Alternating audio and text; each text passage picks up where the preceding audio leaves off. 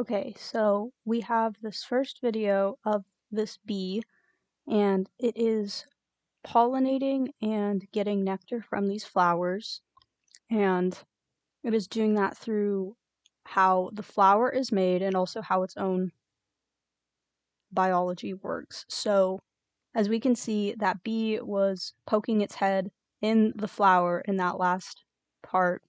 So, as we can see, the bee was touching these little parts of the flower, and these are what have the pollen on them. So by having them extend outward in the flower, the bee is forced to kind of touch them or land on them to get to this part, which is called the nectary, which is where the bee is trying to go to get that nectar. So you can see it's sticking its head in there, like so.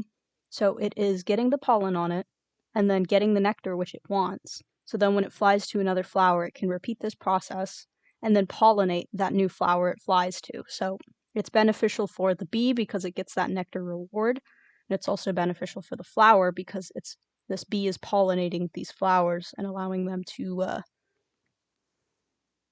grow. And here we can see something similar, but with butterflies. So the butterfly is flying to these flowers, and it's also getting the nectar. As you can see this movement here, it is using its proboscis to get the nectar, which, unlike the bee, the butterfly doesn't have to crawl into the flower because its proboscis is long enough where it can just get the nectar from the top, so it doesn't have to crawl into it. So that is another way that insects can get nectar, is through a stylet-like nose piece, and they can use that. And as well as the butterfly getting the pollen potentially on its feet, so when it flies to different flowers, it also does that same action. As you can see here, you can really see its tongue kind of going into that flower and getting each little bit before it flies off. And now we have this video where we can see two butterflies, and they appear to be very close together. So they are currently mating in this position, and it's hard to tell, but their abdomens are essentially conjoined together to do this mating process, so it is successful.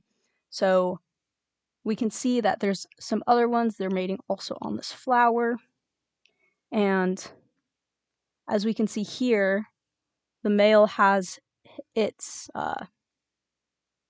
genitalia and the female has hers. So this is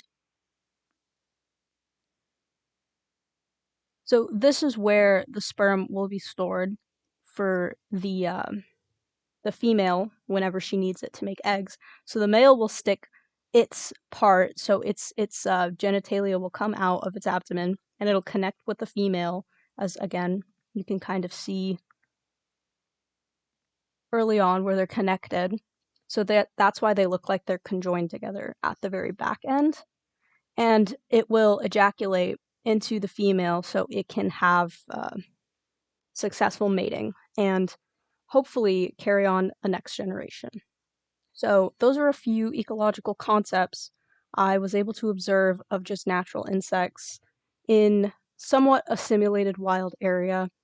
And there are basically everywhere you look whenever you're able to see bugs doing so many things that you wouldn't have thought.